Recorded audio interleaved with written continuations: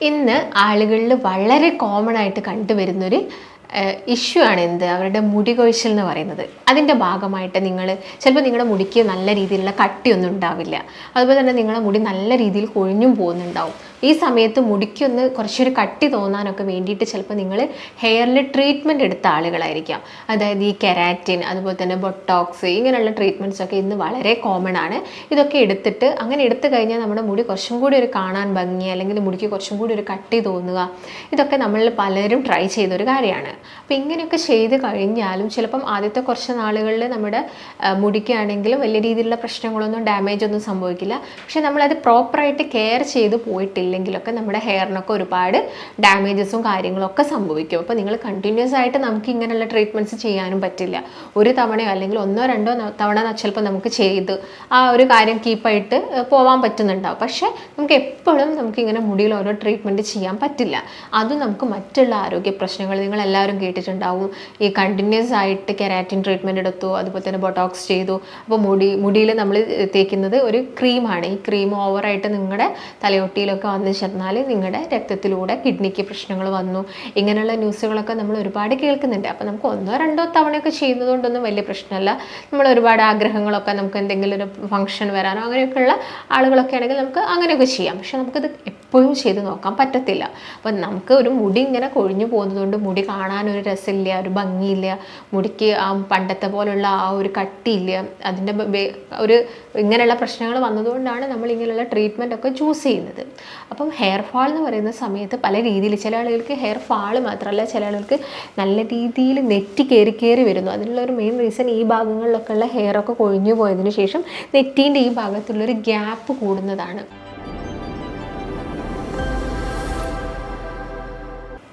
ഇന്ന് ആളുകളിൽ വളരെ കോമൺ ആയിട്ട് കണ്ടുവരുന്നൊരു ഇഷ്യൂ ആണ് എന്ത് അവരുടെ മുടി കൊഴിച്ചിൽ എന്ന് പറയുന്നത്. അതിൻ്റെ ഭാഗമായിട്ട് ചിലപ്പോൾ നിങ്ങളുടെ മുടിക്ക് നല്ല രീതിയിലുള്ള കട്ടിയൊന്നും ഉണ്ടാവില്ല.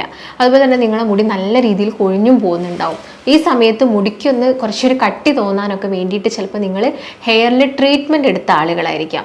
അതായത് ഈ കെരാറ്റിൻ, അതുപോലെ തന്നെ ബൊട്ടോക്സ്, ഇങ്ങനെയുള്ള ട്രീറ്റ്മെൻറ്റ്സൊക്കെ ഇന്ന് വളരെ കോമൺ ആണ്. ഇതൊക്കെ എടുത്തിട്ട് അങ്ങനെ എടുത്തു കഴിഞ്ഞാൽ നമ്മുടെ മുടി കുറച്ചും കൂടി ഒരു കാണാൻ ഭംഗി, അല്ലെങ്കിൽ മുടിക്ക് കുറച്ചും കൂടി ഒരു കട്ടി തോന്നുക, ഇതൊക്കെ നമ്മൾ പലരും ട്രൈ ചെയ്തൊരു കാര്യമാണ്. അപ്പോൾ ഇങ്ങനെയൊക്കെ ചെയ്ത് കഴിഞ്ഞാലും ചിലപ്പം ആദ്യത്തെ കുറച്ച് നാളുകളിൽ നമ്മുടെ മുടിക്കാണെങ്കിലും വലിയ രീതിയിലുള്ള പ്രശ്നങ്ങളൊന്നും ഡാമേജ് ഒന്നും സംഭവിക്കില്ല. പക്ഷെ നമ്മളത് പ്രോപ്പറായിട്ട് കെയർ ചെയ്ത് പോയിട്ടില്ലെങ്കിലൊക്കെ നമ്മുടെ ഹെയറിനൊക്കെ ഒരുപാട് ഡാമേജസും കാര്യങ്ങളൊക്കെ സംഭവിക്കും. അപ്പോൾ നിങ്ങൾ കണ്ടിന്യൂസ് ആയിട്ട് നമുക്ക് ഇങ്ങനെയുള്ള ട്രീറ്റ്മെൻറ്റ്സ് ചെയ്യാനും പറ്റില്ല.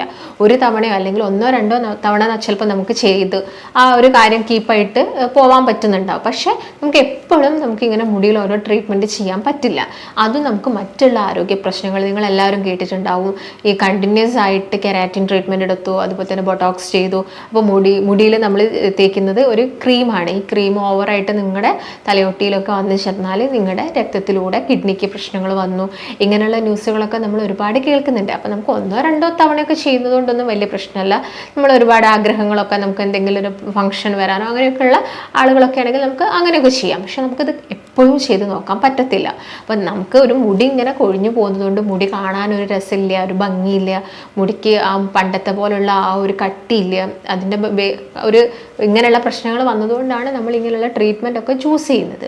അപ്പം ഹെയർ ഫാൾ എന്ന് പറയുന്ന സമയത്ത് പല രീതിയിൽ, ചില ആളുകൾക്ക് ഹെയർ ഫാൾ മാത്രമല്ല, ചില ആളുകൾക്ക് നല്ല രീതിയിൽ നെറ്റി കയറി വരുന്നു. അതിനുള്ള ഒരു മെയിൻ റീസൺ ഈ ഭാഗങ്ങളിലൊക്കെ ഉള്ള ഹെയറൊക്കെ കൊഴിഞ്ഞു പോയതിന് ശേഷം നെറ്റീൻ്റെ ഈ ഭാഗത്തുള്ളൊരു ഗ്യാപ്പ് കൂടുന്നതാണ്. അപ്പോൾ ഇങ്ങനെയുള്ള പ്രശ്നങ്ങളൊക്കെ ഇന്ന് നമ്മളിൽ പലർക്കും ഉണ്ട്. ഇപ്പോൾ ചില ആളുകൾക്കാണെങ്കിൽ പറയാറുണ്ട്, അപ്പം ഈ ഓയിൽ മാത്രം അപ്ലൈ ചെയ്തിട്ട് എന്തെങ്കിലും കാര്യമുണ്ടോ, ഓയിൽ മാത്രം അപ്ലൈ ചെയ്ത് കഴിഞ്ഞാൽ മുടി തഴച്ചു വളരും എന്നുള്ളൊരു കാര്യമൊക്കെ. അപ്പം നമ്മൾ ഈ എപ്പോഴും ഓയിൽ മാത്രം അപ്ലൈ ചെയ്ത് കഴിഞ്ഞാലൊന്നും നമ്മുടെ മുടിയൊന്നും തഴച്ച് വളരില്ല. അപ്പം ഓൾറെഡി നമ്മൾ ഓയിൽ തലയിൽ അപ്ലൈ ചെയ്യുന്ന സമയത്ത് ഡോക്ടേഴ്സ് പറയുന്നത് നിങ്ങൾ ഓയിൽ മസാജ് ചെയ്യൂ എന്നാണ്. അപ്പോൾ ഓയിൽ മസാജ് ചെയ്യുന്ന സമയത്ത് ഈ സ്കാൽപ്പിന്, അതായത് നമ്മുടെ തലയോട്ടിയിലുള്ള സർക്കുലേഷൻ കൂടുകയാണ്. അപ്പോൾ സർക്കുലേഷൻ കൂടുന്നത് കൊണ്ട് ആ ഭാഗത്ത് ചെറുതായിട്ടൊക്കെ നമുക്ക് പോയ മുടിയൊക്കെ പെട്ടെന്ന് കിളിർത്ത് വരുന്നത് നിങ്ങൾക്ക് കാണാൻ വേണ്ടിയിട്ട് സാധിക്കും. അപ്പം ഉള്ള മുടി കുറച്ച് തിക്കായിട്ട് വളരുക, അല്ലെങ്കിൽ ആ ഓരോരോ ഹെയർ ഫോളിക്കിൾസ് തമ്മിലുള്ള ഗ്യാപ്പ് എന്ന് വെച്ചാൽ അടുപ്പിച്ചടുപ്പിച്ച് നമുക്ക് ഹെയർ ഫോളിക്കിൾസ് ഉണ്ടായെങ്കിൽ മാത്രമേ നമ്മുടെ മുടിക്ക് നല്ല കട്ടി തോന്നുള്ളൂ.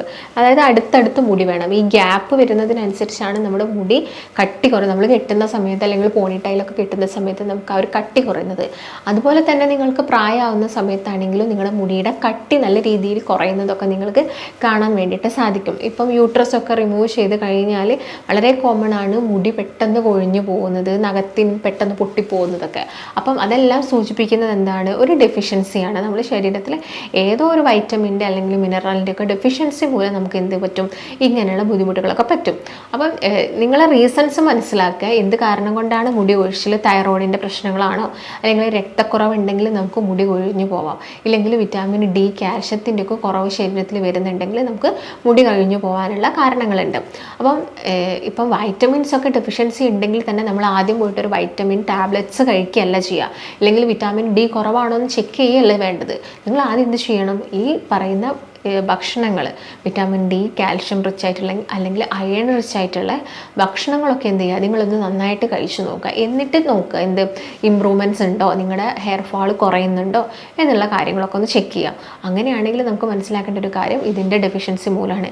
ഇല്ലെങ്കിൽ തൈറോയിഡിൻ്റെ ബുദ്ധിമുട്ടുള്ള ആളുകളാണെങ്കിലോ തൈറോയിഡിൻ്റെ പ്രശ്നങ്ങൾ വരുന്ന ആളുകൾക്കും മുടി കൊഴിഞ്ഞ് നല്ല രീതിയിൽ പോകാനുള്ള ചാൻസസ് ഉണ്ട്. അപ്പോൾ പാരമ്പര്യമായിട്ട് അങ്ങനെ തൈറോയിഡിൻ്റെ പ്രശ്നങ്ങളൊക്കെ ഉണ്ടെങ്കിൽ നിങ്ങൾ ചെക്ക് ചെയ്യുക. നിങ്ങൾക്കും വരാനുള്ള ചാൻസസ് ഉണ്ടെങ്കിൽ നിങ്ങളത് ചെക്ക് ചെയ്യുക. ഉണ്ടെങ്കിൽ അതിന് വേണ്ടിയിട്ടുള്ള മെഡിക്കേഷൻസ് കഴിച്ചാൽ മാത്രമേ നിങ്ങളുടെ മുടി കൊഴിച്ചിൽ എന്താവുള്ളൂ, കംപ്ലീറ്റ് ആയിട്ട് സ്റ്റോപ്പ് ആവുള്ളൂ. അല്ലാതെ നിങ്ങൾ യാതൊരു തരത്തിലുള്ള ഓയിൽ അപ്ലൈ ചെയ്യുക, പാക്കുകൾ അപ്ലൈ ചെയ്യുക, ഒന്നുകൊണ്ട് നിങ്ങൾക്ക് ഒരു റിസൾട്ടും ഉണ്ടാവാൻ പോകുന്നില്ല.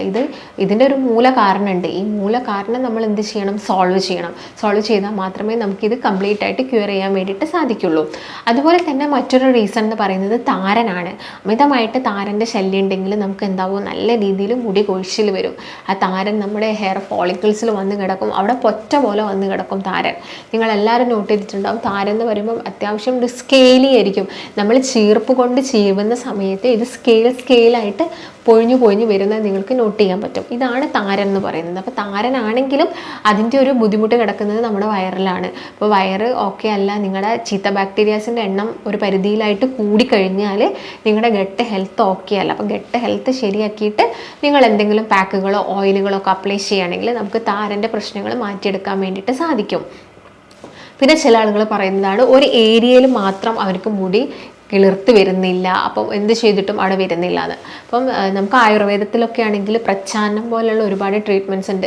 നമ്മളതൊരു സൂചി ഉപയോഗിച്ച് ആ ഒരു ഭാഗത്തുള്ള സർക്കുലേഷൻ കൂട്ടുകയാണ് ചെയ്യുന്നത്. അപ്പം എന്നിട്ട് നമ്മൾ അവിടെ മെഡിക്കേഷൻസ് വെക്കുക, അല്ലെങ്കിൽ മെഡിക്കേറ്റഡ് ആയിട്ടുള്ള നീഡിൽസ് ഉപയോഗിച്ചിട്ട് നമ്മൾ പ്രച്ഛാന്നം ചെയ്ത് കഴിഞ്ഞാൽ ആ ഭാഗത്തുള്ള സർക്കുലേഷൻ കൂടുകയും അതിൻ്റെ ഭാഗമായിട്ട് ഹെയർ എന്ത് ചെയ്യും? വീണ്ടും കിളിർത്ത് വരികയൊക്കെ ചെയ്യുന്നുണ്ടാവും. അപ്പം എന്ത് കാരണങ്ങൾ കൊണ്ടാണ്? ചില ആളുകൾക്ക് ടെൻഷൻ കൊണ്ട് മുടി കൊഴിഞ്ഞു പോകാം. നല്ല രീതിയിൽ നിങ്ങൾ ടെൻഷൻ അടിക്കുന്നുണ്ട്, അല്ലെങ്കിൽ ചെറിയ എന്തെങ്കിലും ഒരു കാരണം മതി, ഒരു എക്സാമിന് മാർക്ക് കുറയുക, അല്ലെങ്കിൽ ചെറിയ എന്തെങ്കിലും ഒരു സാധനം നിങ്ങൾക്ക് കിട്ടാതിരുന്നു പോയാൽ അപ്പോൾ നമുക്ക് ടെൻഷൻ വരുന്ന ആളുകളുണ്ട്. നമ്മുടെ മുടി കൊഴിഞ്ഞു പോകും, നമ്മളറിയില്ല. ചിലപ്പോൾ ബാത്റൂമിൽ നിങ്ങൾ കാണുന്നുണ്ടാവും മുടി കെട്ടിക്കിടക്കുന്നത്, അല്ലെങ്കിൽ നിങ്ങൾ എവിടെ നടന്നു കഴിഞ്ഞാലും വീടിൻ്റെ ഏത് ഭാഗത്താണെങ്കിലും ഈ മുടി ഇങ്ങനെ കെട്ടിക്കിടക്കുന്നതൊക്കെ ഉണ്ട്. അപ്പോൾ താൽക്കാലികം നമുക്കൊന്ന് മുടിയൊന്ന് കുറച്ചൊന്ന് തിക്കായിട്ട് കാണാൻ വേണ്ടിയിട്ടുള്ള ട്രീറ്റ്മെൻറ്റ്സുകൾ നമുക്ക് ചെയ്യാം എന്നല്ലാതെ നമുക്കത് എപ്പോഴും കണ്ടിന്യൂസ് ആയിട്ട് നമുക്കത് ചെയ്യാൻ പറ്റില്ല. അപ്പോൾ എന്താണെങ്കിലും കാരണം മനസ്സിലാക്കുക, പിന്നെ ഭക്ഷണം കഴിക്കുക. പിന്നെ ഭക്ഷണത്തിൽ ഇപ്പം ഇന്നത്തെ വീഡിയോയിൽ ഞാൻ മെയിനായിട്ട് ഫോക്കസ് ചെയ്യുന്നത് കുറച്ച് ഫുഡുകൾ തന്നെയാണ്. അതിൽ തന്നെ പ്രത്യേകം പറയുന്നത് കുറച്ച് നട്ട്സുകളാണ്. ചില നട്ട്സുകൾ നമ്മൾ കഴിക്കുന്നുണ്ടെങ്കിൽ നമ്മുടെ ഈ തലയിലുള്ള സർക്കുലേഷൻ കൂട്ടാനും അതുപോലെ തന്നെ ഈ സ്ട്രെങ്തൻ ആവാനും മുടി കുറച്ചും കൂടി ഒന്ന് പെട്ടെന്ന് പൊട്ടിപ്പോകുന്നതൊക്കെ കുറയ്ക്കാൻ വേണ്ടിയിട്ട് നമുക്ക് കുറച്ച് നട്ട്സുകൾ ഇൻക്ലൂഡ് ചെയ്യണം. അപ്പം അത് ഏതൊക്കെയാണ് എന്നതൊക്കെയാണ് ഇന്നത്തെ വീഡിയോ. അപ്പം അതിൽ ഫസ്റ്റ് തന്നെ പറയുന്നത് ബയോട്ടിൻ നിങ്ങൾ കേട്ടിട്ടുണ്ടാവും. അപ്പോൾ ബയോട്ടിൻ എന്ന് പറയുന്നത് എന്താണ്? ഒരു ബി വിറ്റാമിൻ ആണ്. അപ്പോൾ ഈ ബി വിറ്റാമിൻ നമ്മുടെ ബോഡിയിൽ കുറഞ്ഞു പോയാൽ നിങ്ങൾക്ക് നല്ല രീതിയിലുള്ള മുടി കൊഴിച്ചിലുണ്ടാവും. അപ്പോൾ നിങ്ങളെല്ലാവരും കേട്ടിട്ടുണ്ടാവും ഇപ്പോൾ ബയോട്ടിൻ ഗമ്മീസൊക്കെ. പക്ഷേ ഈ ബയോട്ടിൻ ഗമ്മീസ് എന്ന് പറയുന്നത് നമുക്ക് ഒരു പരിധി വരെയൊക്കെ ഇപ്പം നിങ്ങളൊരു 1 month യൂസ് ചെയ്താൽ വലിയ പ്രശ്നങ്ങൾ ഉണ്ടാവില്ല. എന്നാലും ഈ ഗമ്മി ഉണ്ടാക്കിയിരിക്കുന്നത് എന്തുകൊണ്ടാണ്? സ്വീറ്റ്.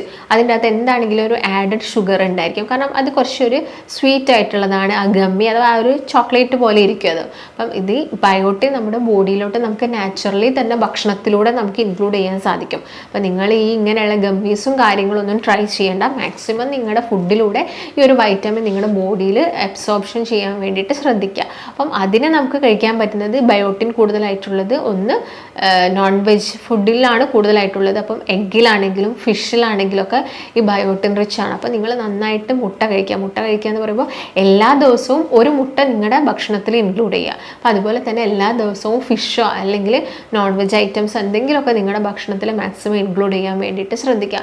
പ്രായമാകുന്ന സമയത്ത് ആളുകൾ പൊതുവെ ഒഴിവാക്കുന്ന കുറച്ച് ഭക്ഷണങ്ങളാണ് മുട്ടയും അതുപോലെ തന്നെ ചിക്കൻ, മീനുകളൊക്കെ. അവരെന്തെങ്കിലുമൊക്കെ കാരണം കൊണ്ട് അത് അവർ ഒഴിവാക്കും. ഇപ്പോൾ പ്രായമാകുന്ന സമയത്ത് അവർക്ക് ഓരോ ഡെഫിഷ്യൻസി കാരണം ഓരോരോ ബുദ്ധിമുട്ടുകൾ വരുന്നു. ഹെയർ ഫോൾസ് വരുന്നു, ജോയിൻറ്റ് കംപ്ലയിൻറ്റ്സ് വരുന്നു, വിറ്റാമിൻ ഡി കിട്ടുന്നില്ല, അങ്ങനെയുള്ള പ്രശ്നം, B12 കുറവുണ്ടാവുന്നു. അപ്പോൾ ജോയിൻറ്റ് കംപ്ലയിൻറ്റ്സ് ഒക്കെ സ്റ്റാർട്ട് ചെയ്യുന്നു. അപ്പം പ്രായമാവുന്നുണ്ടെങ്കിൽ നിങ്ങളൊരു മുട്ടയും അപ്പോൾ അതുപോലെ തന്നെ എല്ലാ ദിവസവും നിങ്ങളുടെ ഡയറ്റിൽ മത്സ്യങ്ങൾ ഉൾപ്പെടുത്താൻ വേണ്ടിയിട്ട് ശ്രദ്ധിക്കുക. അപ്പോൾ മത്സ്യം അമിതമായിട്ട് കഴിക്കുമ്പോൾ സമയത്താണ് നമുക്ക് മറ്റുള്ള ആരോഗ്യ പ്രശ്നങ്ങളോ കൊളസ്ട്രോളോ യൂറിക് ആസിഡോ ഒക്കെ ഉണ്ടാവുന്നത്. പക്ഷെ നമ്മൾ ഒരു പരിധിയിൽ വളരെ കറക്റ്റായിട്ട് ഫിഷ് നല്ല രീതിയിൽ പ്രോപ്പറായിട്ട് അത് കുക്ക് ചെയ്ത് കഴിക്കുന്നുണ്ടെങ്കിൽ യാതൊരു പ്രശ്നവുമില്ല. ഇപ്പം മത്തി ആയാലൊക്കെ ആണെങ്കിൽ 1-2 മത്തി ആയാലൊക്കെ നമുക്ക് എല്ലാ ദിവസവും കഴിക്കാം, യാതൊരു പ്രശ്നം ഉണ്ടാക്കുന്നില്ല. അത് ഫ്രൈ ചെയ്യുന്നത് ഒഴിവാക്കുക. അതുപോലെ തന്നെ വലിയ മത്സ്യങ്ങളാണെങ്കിലും ഒരു പീസൊക്കെ നമുക്ക് എല്ലാ ദിവസവും കഴിക്കാം. അതും നിങ്ങൾ ഈ പൊരിച്ച് കഴിക്കുക, ഓവർ എണ്ണ ഹീറ്റ് ചെയ്തിട്ട് കുക്ക് ചെയ്യുക, അതൊക്കെ ഒന്ന് ശ്രദ്ധിക്കുകയാണെങ്കിൽ യാതൊരു തരത്തിലുള്ള പ്രശ്നങ്ങളും നമ്മുടെ ബോഡിയിൽ ഉണ്ടാവുന്നില്ല. അപ്പം അതൊക്കെ എല്ലാ ദിവസവും കഴിക്കാം. അതുപോലെ തന്നെ ഈ മഷ്റൂം നിങ്ങൾ കേട്ടിട്ടുണ്ടാവില്ലോ, കൂണൊക്കെ. അപ്പോൾ കൂണൊക്കെ നമ്മൾ കഴിക്കുന്നതൊക്കെ നമ്മുടെ ഈ ഹെയർ ഗ്രോത്തിനാണെങ്കിലും അതുപോലെ തന്നെ നിങ്ങളുടെ എല്ലിൻ്റെ ബലത്തിനാണെങ്കിലും ഒക്കെ വളരെയധികം നല്ലതാണ്. കാരണം അതൊരു വിറ്റാമിൻ ഡി റിച്ച് ആയിട്ടുള്ള ഒരു സോഴ്സാണ്. അതുപോലെ തന്നെ ഈ ബയോട്ടിൻ കൂടുതലായിട്ടുള്ളതാണ് നട്ട്സുകളും സീഡ്സുകളും.